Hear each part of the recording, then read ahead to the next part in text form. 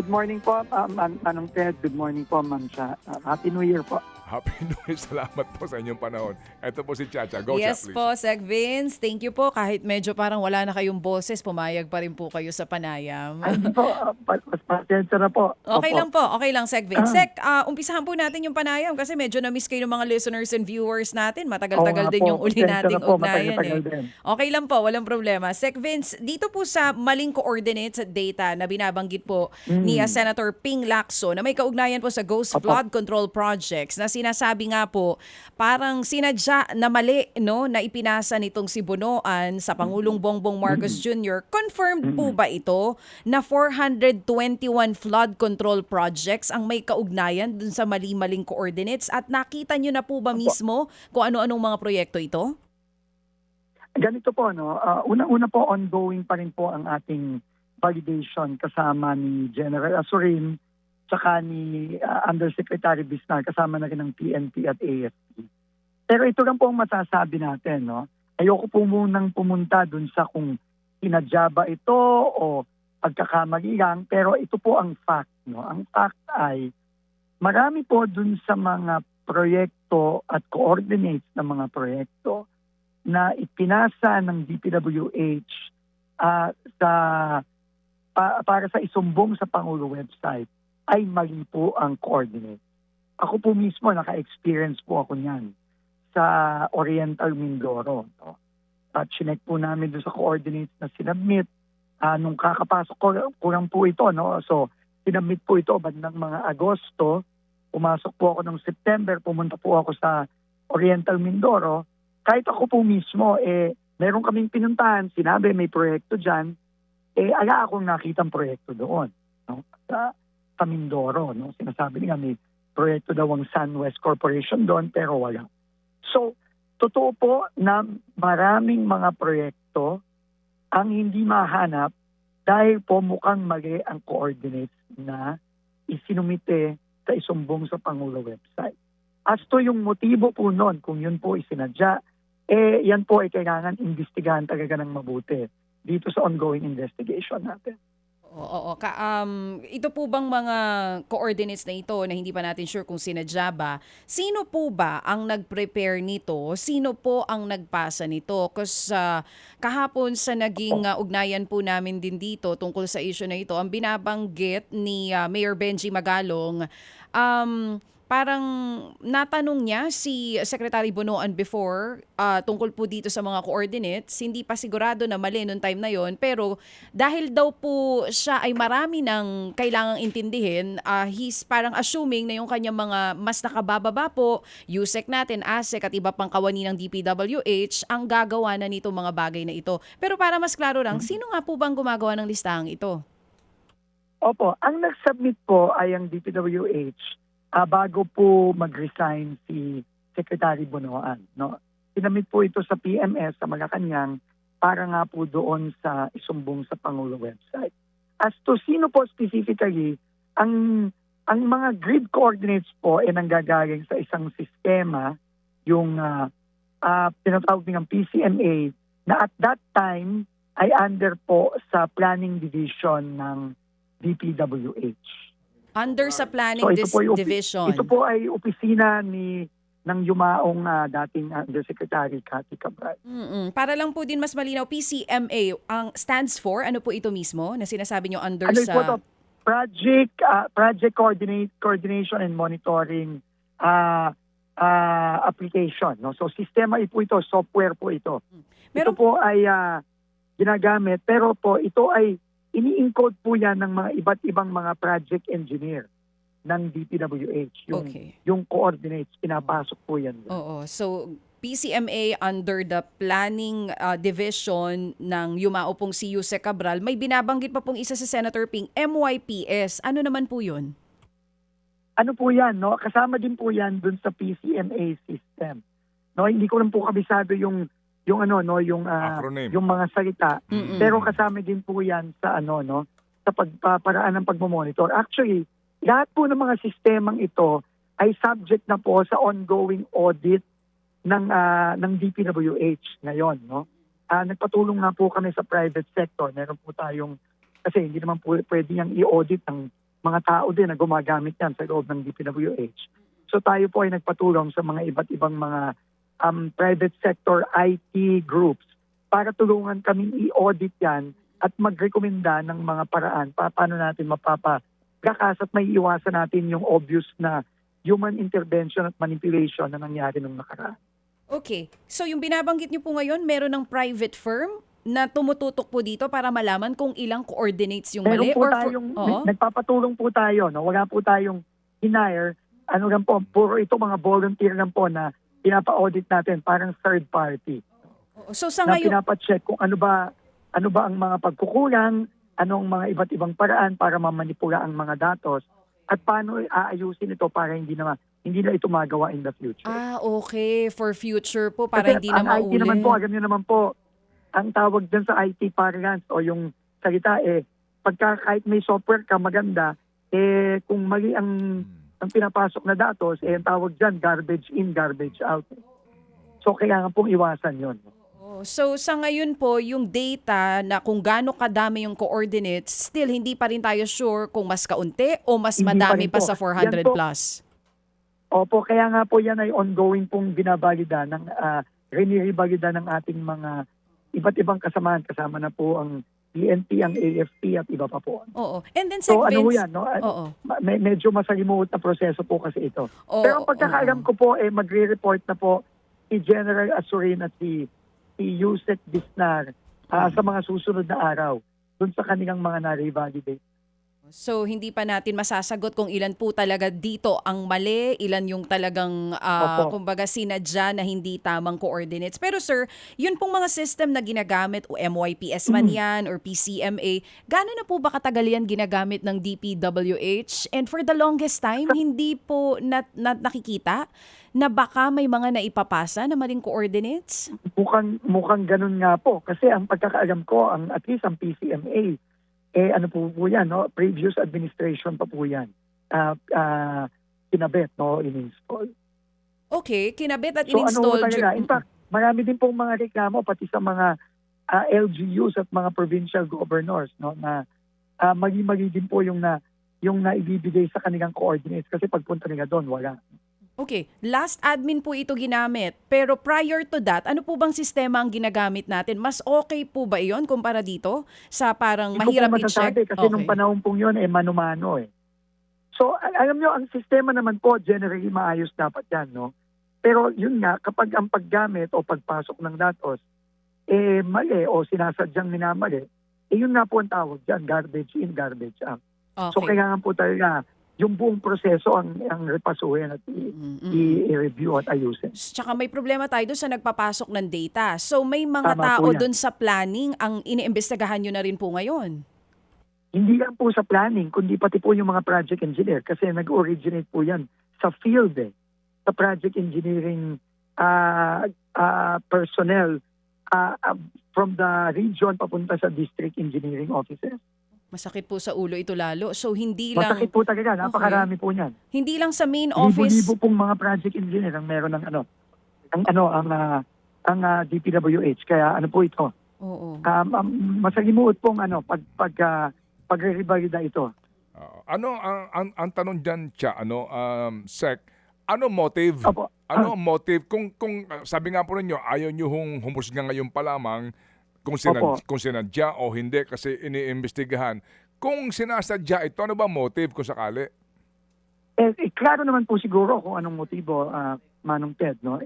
Para itago kung ano mga ginawa nilang mali. No? Yun na naman ang posibleng motive nun. Kung may motive man po, I don't think gagayo na tayo dun sa motibong yun. Kasi, kung sinadya, no? Kung sinadya. Kasi pwede kasing ang dating naging ghost project kasi doon sa coordinates wala naman talagang proyekto Posible doon. po yan. Okay. Oo. Pero mayroon po tayong nakitang ganon, no? Halimbawa po, no? Flood control. Alam niyo na, no? Ilog, mahaba, no? Itong coordinates na to, wala. Pero kung titignan mo, a few hundred meters away, meron. So ang sinasabi nila, yun po yung project na yun, nagkamali lang ang coordinate. So pero yun pa rin, kailangan din nating i-validate yun. Kasi kailangan, same project ID ba yan? Same Opo. contractor ba yan? Ah. No, same dates ba yan? No?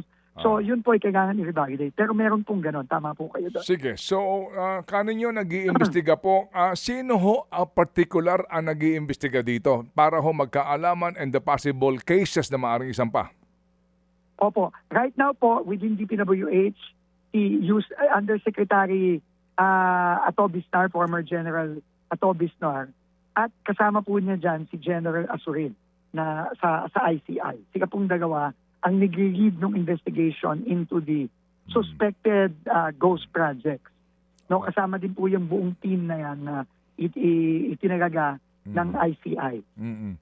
Pero ngayon po sa 2026 DPWH projects, paano na po yung mga grid locations po nito? Yung kanya pong mga coordinates Yan po, kayo? sinisigurado na natin. No? Very strict. At hindi lang po kami umaasa ngayon sa mga project engineers. Kung hindi, re-validate po yan ng regional at ng central office bago yan ipasok sa sistema. So, meron pong 3 validation process. No, yung project engineer, papasok niya, i-check yan ng region, i-check din po ng Technical Services Division ng DPWH Central.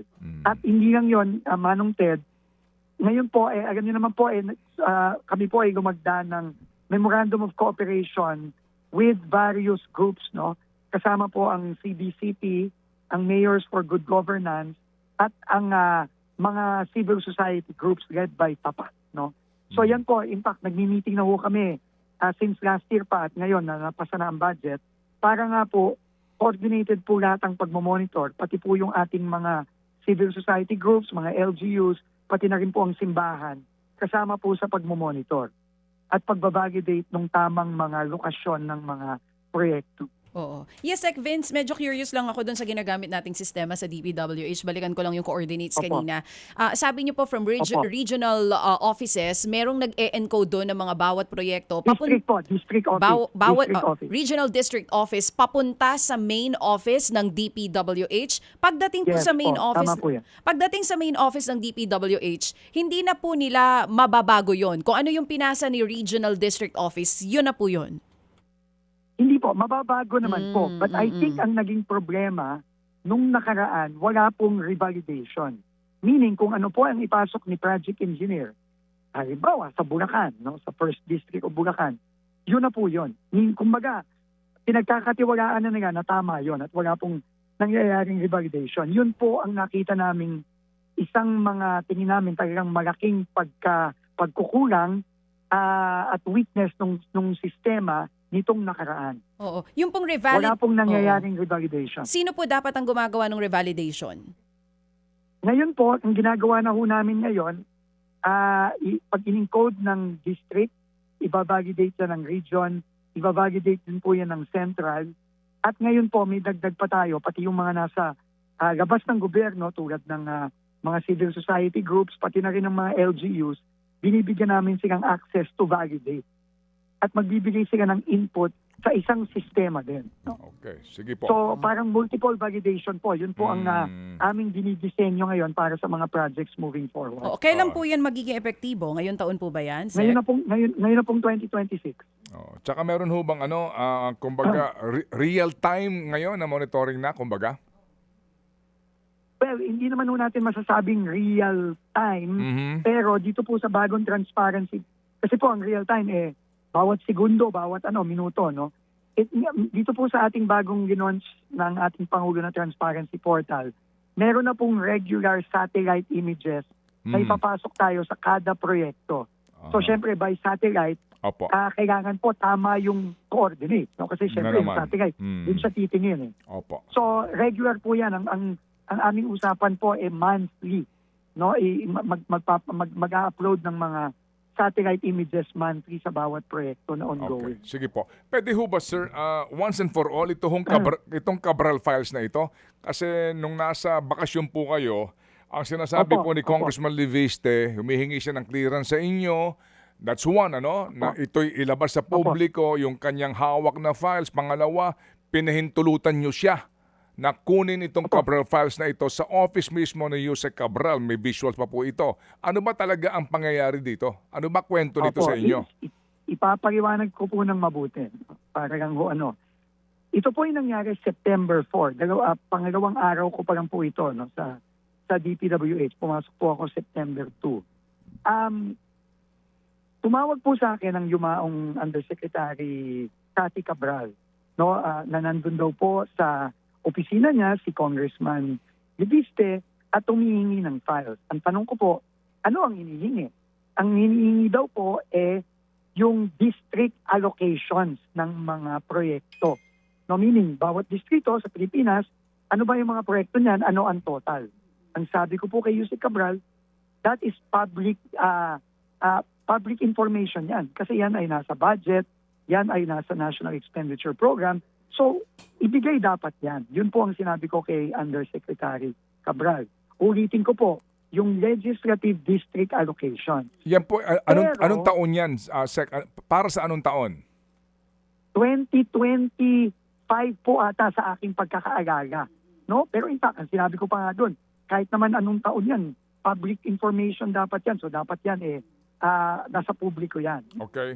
Pero ang nangyari po, after noon, ako po'y nakatanggap ng report after ng mga ilang pangyayari na si Congressman Libiste daw po nagpumilit na mag-save ng mga files sa isang computer doon sa opisina ni Undersecretary Cabral. Yun po ay, syempre po, hindi ko po pinahintulutan yun. Kasi meron po tayong proseso ng pag-request at pagkuha ng dokumento especially under the Freedom of Information Act, no? At yung pagsapikitang pagpasok ng isang flash drive sa isang computer sa isang opisina ng gobyerno, hindi naman po yun ang tamang proseso. So yun lang po, no? Iyan po ang totoong nangyari nung September 4, no? Now, as for the Cabral files, no? Yung mga files po ni former Undersecretary, yung yumaong Undersecretary Cathy Cabral, yan po lahat nung December 22, after po natin nakatanggap ng subpoena sa Ombudsman, lahat po ng yan, including po yung 2 computer na personal ni Undersecretary Cabral, sinumiti na po natin lahat yan sa Office of the Ombudsman. At Ombudsman na po yan, ngayon ang may kustodiyan yan, at under investigation na po yan ngayon. In fact, ang gusto pong mangyari ng Ombudsman, na ginagay din po nila sa kanilang subpoena, gusto nilang i-subject yung computers to forensic analysis ng PNP Cybercrime. Yan po, alam ko, gagawin na po yan ng PNP Cybercrime very soon. Yung pong sinasabi nyo na petsa na yon, tumawag sa inyo si Yusek Cabral, yun ho ba din yung petsa na umano ka ninyo ay nagpilit na kumuha po ng soft copy itong si Mr. Libiste? Yes. Yes, same afternoon po yun. Oo. Same po yun. Yan na rin po yung incidenting report din po nung ilang mga staff ni former Undersecretary Cabral. No? It's the same incident. September 4 po yun. Okay. Sir, that kaninyo, no, labag sa panuntunan ng gobyerno at ilang mga probisyon ng batas yung ginawa ni Congressman Libiste noong Setyembre last year? Opo, hindi naman po tama yun, tingin ko. No? Okay, sige. Kung labag po iyon, bakit po kayo hindi nagreklamo? Pati po si Yusek Cabral, officially. Opo, actually, yun po ang sinuggest ko kay Undersecretary Cabral that same day. No, that same evening, Kaya lang po, no, nag-request po siya at pati yung kanyang mga staff dahil po takot na takot sila at that time kung pwedeng wag na lang palakihin ang issue. Yun po talaga ang request sa akin. At ako po, bagong-bago pa po ako sa DPWH noon, ang sabi ko na lang, i-record yung incident. In fact, I asked at that time, nandun din po, pumunta po doon si ngayon Undersecretary Charles Calima. Ang sabi ko lang, na dating PNP general din po siya, sabi ko, kumuha na lang po ng incident report, i-account, para lang po meron tayong clear record nung nangyari at isiguraduhin lang po na nandyan lahat ng mga CCTV footage at kung anumang mga retrato na meron. Kaya po so yun lang po ang ginawa namin. Kaya natabi itong lumabas ngayon recently na footage nga po na pagpunta roon ni Mr. Libiste. Nag-accede po ako, no, dun sa request ni former Undersecretary Cabral at yung kanyang mga staff na wag nang palakihin. Opo. Pero we recorded everything po at nakadocument po lahat yan. Kaya din pati yung picture ng sugat daw sa kamay, daliri, nando doon po na preserve ka po. Opo, yun nga po na-stop yung niya. Okay. nangyari daw po na may agawan ng papel, kaya daw po na paper cut si Opo. Yusek Cabral noon. Sige. Opo, So, kasama po yan. It's all one incident. opo. Sinasabi ho ninyo, ang hinihingi ni Mr. Leviste ay public document, no? Public record, Tama po actually. yan. Public record. And then, ang sinasabi ni Mr. Leviste, kinakailangan pa ng permit mula sa inyo para ko ito isa publiko, pero nag-inot-inot siya ng labas dito. Kayo naman, sinasabi nyo, isinumiti ito sa ombudsman kasi sinubpi na po nila. At meron pang mga sinasabi din na ifo-forensic pa ito. Meron pang mga kung ano-anong pag-aaral. Bakit ganun? Kung public record ito, ba't di nilang ilabas lahat? Pero yung pong mga allocations ng district, yan po ay public record po talaga. Mhm. Kung ano, in fact, sinabit din po namin yan sa Senado at sa Kongreso. Request po. Yan po ay public record po talaga. Pero, syempre, meron pong mga ibang files na nandoon sa computer. Yun po ang isa subject ng ombudsman sa kanilang pagsusuri. Pero yung pong district allocation, public po talaga yan. May sinasabi si At Congressman nailabas na po yan. yung nga, may sinasabi kasi si Congressman Leviste na kailangan ba ipagpaalam kasi ito ho yung may mga notations na nung mga allocables sa ilang mga secretaries, no? Ito nga po iyon ang sinasabi. Yun To be ho, honest, hindi ko po alam yung sinasabi ni Congressman Leviste na may mga notation. Ang alam ko lang po, yung sinumiti namin sa kanya na pinaprepare ko din kay Undersecretary Cabral at that time, yung pong listahan ng mga proyekto kada distrito. No, pero yung pong sinasabi niya, kaya po ako ay medyo nakukonfuse din po sa iba't ibang mga listahan na sinasabi.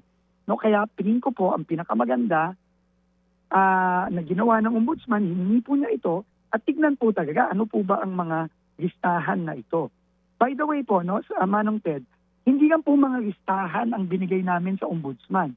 Pati po lahat ng letter of request from 2016 to 2026 na pumasok sa opisina ni Undersecretary Cabral para sa mga iba't ibang proyekto, sinama po namin yan. pero doon po Sa mga isinumiti po natin. kasi wala ho naman problema doon sa mga request na yan kasi kung yan po Opo. legit na request ng distrito, okay naman yun. Pero yung nga po, Tama po. andito ho kasing ang controversial dito, yun pong naging testimonya na nga nila Bonoan, Cabral, Bernardo na yung mga leadership fund kung tawagin. At may mga, Opo. sabi ho mismo ni Senator Ping, may mga cabinet secretaries na may alokasyon ng DPWH projects. Kayo po, sir, in all honesty, totoo yun, di ba? Na meron pong mga cabinet secretaries na may alokasyon po ng DPWH funding? Unang-una ho, wala pa ho ako nakikitang ganong listahan. Unang-una, no, na sinasabi. No, pero ang sa aking pagkakaalam po, no, merong mga iba't iba pagka po magsisimula na ang budget proseso, no, yung proseso ng budget para sa isang taon. Marami pong nagre-request sa DPWH. Mayor, governor, congressman, senator, at meron din pong mga nasa loob ng gobyerno, nasa loob ng ehekutibo na nagre-request. Now, as to whether alokasyon ba yon, no, quote unquote, meaning yan ba hiningi, no, at inallocate para sa isang tao, whether LGU yan, probinsya yan, legislative yan o executive yan, yun po hindi ko masasagot. Hindi nyo, wala kayong alam doon sa SAP? Wala po. Sa Hindi ko SAP alam. ng mga Alam ko, initials? Opo. Ang alam ko po, merong mga nag-request, no, ng mga proyekto. Pero kung yan ba ay ina-allocate o kumbaga ibinibigay sa mga taong ito, hindi ko po alam yon. Pero yun po, hindi po tama yon. No, sa aking pananaw. At dapat po yan, kung may request, dapat po yan malaman ng publiko. Si ganito nag-request ng ganyang proyekto, ng ganyang tulay, ng ganyang kalye. Sige So yan po ang Opo. dapat gawin na sa moving forward. Yes, moving forward. Pero itong sinasabi ni Senator Ping, mismo sa kanya nang galing, no? Pati nga siya nagulat, bakit may ganito po na alokasyon ng ganito kalaking pondo sa isang SAP, may mga ganun pong initials. Kayo, sir, mismo, hindi nyo hindi nyo alam yun, hindi nyo nakita yun. Yung mga sinasabi ng posibilidad na ito ho ay mga miyembro mismo ng gabinete na may alokasyon ng pera from DPWH? Wala ho ako nakikitang ganong klaseng dokumento. Ngayon, kung meron pong ganong dokumento dun sa mga files ni Undersecretary Cabral, yan, nasa ombudsman na po yan. And I'm sure subject na yan sa kanilang ongoing na investigasyon. Okay. At kung yan po ay susubpina naman po ng ating mga institusyon, no? Tulad ng Senado o ng Kongreso, syempre po, tayo kailangang sumunod yan. Okay, sige. Kumusta na po yung sunog sa Baguio? Ano pong report ng inyong mga tauhan doon, Sec? Itong sa Ongoing pa rin nangyari po lang po sa Cordillera. ang initial report po, unang-una, awa ng Diyos, napakaliit na portion nung office ng regional, office ng DPWH sa Baguio ang nasunog. Parang 2 square meters yan. So maliit lang po talaga na area. Na-control po ito agad. Pero ongoing po ngayon, ang dalawang kailangan nating malaman dyan. Kasi, alam mo, Manong Ted, nung nalaman ko na nasunog ang regional office o nasusunog ang regional office ng Baguio, 2 days after ako mag-announce ng Regodon at tatanggalin yung ililipat yung regional director ng CAR. Talagang nagduda po ako dyan, Manong Ted. Kaya nga po, tinawagan, nag-usap po kami ni Mayor Benji Magalong, pati yung kanyang fire chief ng BFP sa Baguio, para talagang siguraduhin, number 1, mapatay kagad yung sunog, awa ng Diyos, napatay agad, kaya maliit lang mo yung nasunog na area. Pero imbestigahan talaga kung ano ang cause. So, ang initial na sinasabi nila, yung usual na naririnig natin, na may na-short na wire sa kisame, etc. Pero hinihintay ko pa po yung final report ni Mayor Magalong at ng DFP dyan. Ang sabi po sa akin, by this weekend po makakakuha na po tayo ng final report. Pero sa paunang report yung nabasa ko, may mga dokumento tungkol sa mga pagbabayad sa proyekto na meron daw doon, nasunog? Inaalam ko pa po exactly kung ano ang dokumentong nadamay. At ikalawa, ito bang mga dokumentong to, ano yung mga dokumentong yan at ikalawa, meron bang backup yan? Kasi standard operating procedure, lahat ng dokumento may PDF file yan, may backup yan. So, inaalam pa po natin ngayon. Ang DPWH CAR Cordillera ang siyang may hawak ng mga proyekto sa ilalim po ng distrito ni Congressman Eric Yap. Tama po yan.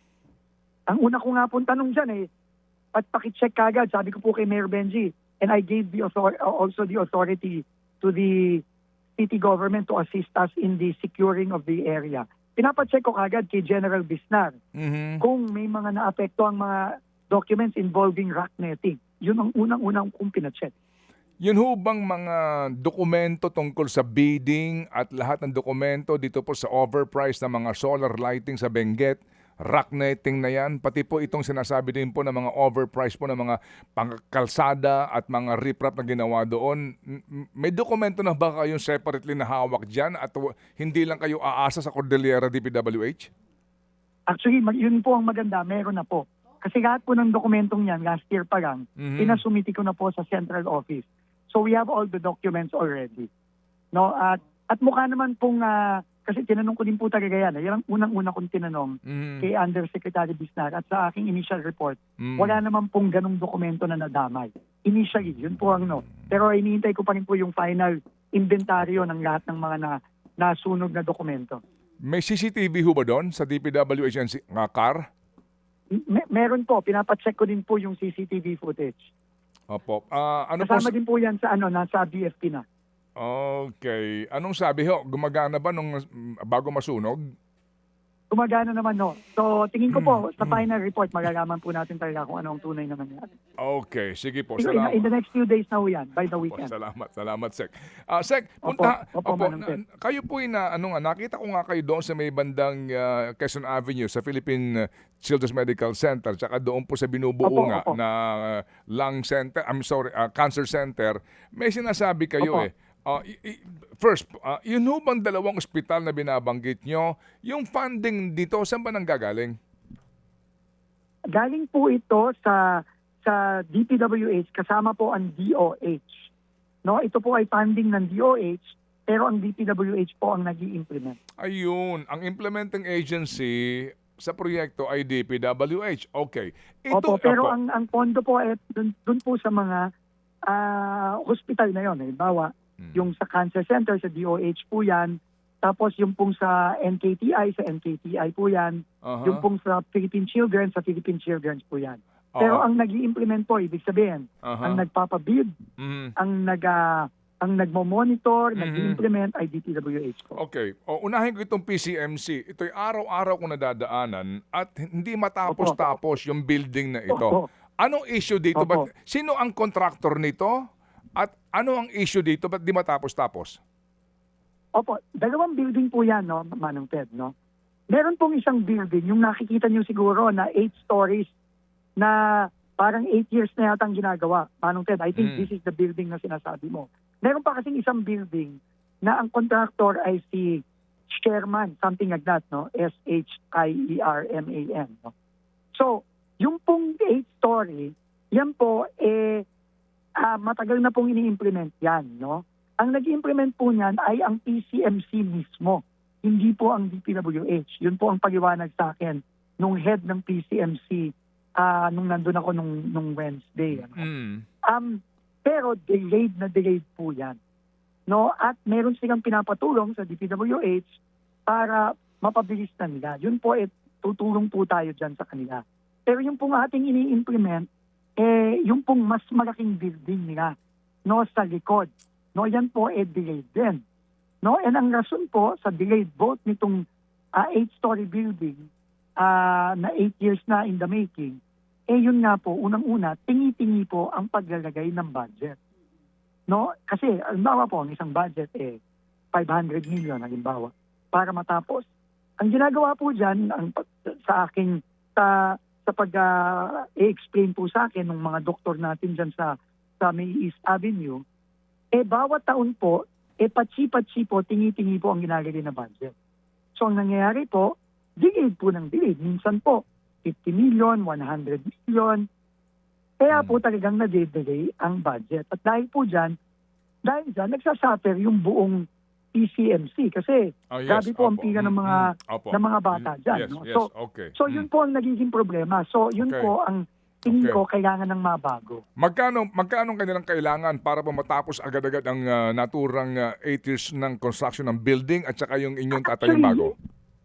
Yan po, nasa kanila na ang pondo. Meron na po silang pondo dyan. Pero marami po pong delay. So, tutulungan po natin sila hopefully this year, in the next at least 6 months, matatapos na finally yung 8-story building na yan. So, yun po ang binigay nating commitment. Within 6 months by June, tapos na po yan finally. Ngayon po, yung pong isang bagong ginagawa, no, ang kulang na lang po less than 1 billion na lang, parang mga 600 million na lang po ang kulang dyan. So yan po ay commit na rin natin sa PCMC. Napopondohan na po natin yan sa 2027. 2027 no, pa? Oo, kasi wala po siyang pondo dito sa 2026. Okay. No, maliit lang po ang nailagay. Sige. Kasi medyo matagal pa po ito, Sir Ted. No, kasi nagbuhukay pa lang po ng pundasyon. So, hindi po ito matatapos ng 2028. Okay, sige. Yung sa may tabi po ng lung center na cancer center, ano pong issue doon? Opo. Ganun din po ang issue. Tingi-tingi din po. No, kaya napakatagal din po at napakabagal. So, ang kailangan naman po na pondo doon ay 1.2 billion or 1.5 billion ang kailangan na pondo. Tinanong ko po yung kontratista, yung Sherman. Ang sabi ko po, simple lang. Kung mabibigay na natin ang full budget nito sa 2027, end of 2027 ba matatapos na yan? Ang sabi po niya, kung buo po yung budget by then, matatapos daw po nila by December 2027 yung Philippine Cancer Center na 20 stories. Yun din po ang kinumit po nung kontratista din po nung sa NKTI. No, matatapos din po by end of 2027 yon kung mabuo na ang budget by 2027. Magkano po yung kailangan sa NKTI? Mas maliit na lang po ng konti. Parang mga na lang po, mga a little less than 1 billion na lang po yun. Opo. So, ang issue dito, funding. Well, among others. No? Yes, marami ding ibang funding. issue. No? Opo, pero but basically po, kinakatwiran ng contractor, kasi gagawa lang kami sa magkano ang ibinabayad sa amin. Yun po naman yun, di ba? Tama po. Okay, sige. Tama po. Sige, Kaya po okay. nabibitin. Opo. Pero meron din pong mga ibang issue. Pero tingin ko po yun ay kaya ng solve. Okay. Alam ho ba ito ng Presidente? Itong funding Alam issue po na to? niya. Aha. Alam po niya. Oh. Alam po niya. Kaya nga po nung last week, nung nagkita po kami after New Year, ang sabi nga po niya, pondohan na yan ng todo. At tignan ang timeline, kunyari po, 2 years, no? Ang possible na matatapos. Then, i-divide natin ang funding ng 2 years. Sige. Kung alam niya po ito, So, bakit di sinama sa NEP? Itong nagdaang mga ito ngayon for hindi this po, year. ang problema po sinasama po ata sa NEP pero nababawasan po pagdating na po sa Kongreso. Yun po ata ang sige. nangyari. Okay, ganito. Kung alam niya yan, bakit po itong maifip halimbawa na 24 billion lang sa NEP for this year ha? Opo, eventually naging halos triple, 51 billion inaprubahan niya. Ang kailangan lang sa ospital na ito, less than 2 billion eh. Yan po, hindi ko na po alam kung ano nangyari doon sa nakaraang budget, Sir Ted. Wala po akong enough information para sumagot sa tanong mo, Sir Yes, Ted. sir. Yes, sir. Pasensya na po. Opo. Pero I know. ang alam ko lang po, ang Sige. utos sa akin ng Pangulo last week lang, kung ano ang kinakailangan para matapos bago mag-end ang term ng Presidente, ilagay na sa budget. O sige po, kasi nga, well, ito ho kasi, concern ito ng DOH Secretary, dapat siya ang pumupukpok dito. Anyway, Tama sige po, po yan. we understand kung nasan po kayo. Ito na lang po, pahabol na lang ito. Sir, itong mga school buildings ng DepEd, PPP na daw? PPP? Opo. Inapprove na po ng NEDA board ito, ng Economic Development Council ito. Pero hindi po lahat, no? Hindi po kasi napakalaki po ng backlog, Manong Ted, no? So ang usapan po namin ni Secretary Sani Angara, which I think tama yung direksyon niya. 3 po ang gagawing modality para habulin natin ang backlog. PPP, DPWH, no? At yung pagpipirma po ng Memorandum of Agreement sa mga LGU at probinsya. Para sila din po gagawa at tutulong para ma-address natin itong backlog. So yung combination po ng 3 yon, hopefully with that, madami po tayong magagawa this year at sa mga susunod na taon. Okay. Yung pong PPP nen, how does it work? Paano kikita ang private sector sa pag-construct ng school building ng gobyerno? Opo, syempre po, meron naman pong allowable return on investment, ika nga. Na yan, nasa batas yan at nasa mga regulasyon yan ng ating Department of Development, no? At yan po ang allowed return po diyan ay hindi lalampas dapat ng 10%, 10 to 12%, parang ganyan po, no? Sorry, 8 to 12%, no? Depende sa proyekto. Yan po allowed naman sa batas, no? Pero hindi po pwedeng lumampas diyan. So meaning, no? At kailangan yung Opo. So meaning ito, dati po kasi DPWH implementing agency pero you get your contractors, tama? Tama po, Okay, pinapag-build out po yan. Tama po yan. Okay. So ngayon nangangahulugan, yung DepEd, sila po ang magpapabidding para po sa private contractors na siyang Tama gagawa ng project. Tama po. Tama po yan. Di ganun din. Hindi po. Ang kakaibahan dito is, unang-una, hindi po kinakailangan ng immediate na budget. Kasi PPP po siya, sa aking pagkakaintindihan, siguro kung baka magkamali lang ako. Aabonohan ng kontraktor. Aabonohan po, yes. Aabonohan po ng developer. No? At pagka yan po ay natapos na, yan po ay babayaran. Ang tinatawag po na technical term dyan, availability payment, ang tinatawag dyan. No? So, siguro po, mas maganda, maipaliwanag din po ni Secretary Sani yan. Baka ako po nagkakamali, no? Pero sa akin pong pagkakaintindi, ipapauna ang kapital ng developer at later on, kapag natapos na po ito, babayaran po yan ng gobyerno. Sino pipili ng contractor? DepEd, sila ang gara pa din. Opo. Ang magpapabid po niyan ay ang Department of Education. Yung PPP po Yung PPP. Yes. Kasi po, parang lumalabas dito ngayon, ang kaibahan lang nito, may mamumuhunan sa construction tsaka babayaran. Sa DPWH kasi, DPWH ang may hawak ng pondo, inut Tama ang po. bayad sa kontraktor. Tama? Opo. Opo, opo. Yun po ang more or Sige. less ang schema para Aha. dun sa PPP na in-approve. Okay.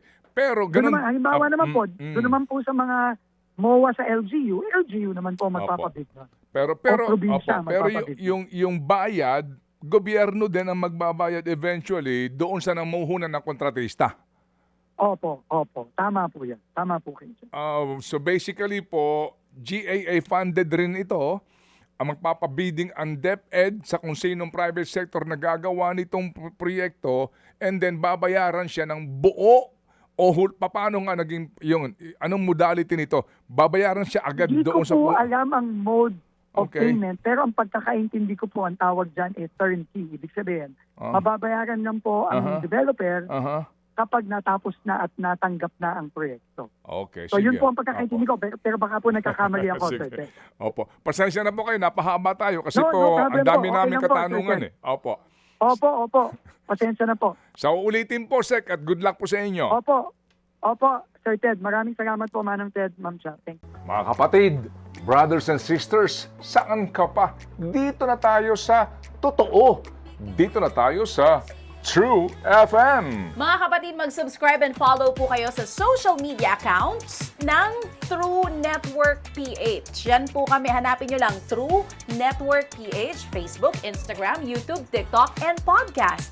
Mapa Apple or Spotify man yan, mahahanap nyo kami. Lahat ng mga napapanood at napapakinggan nyo po sa programa, nasa social media accounts namin yan. So, paano mga kapatid? See you sa social media! Dito tayo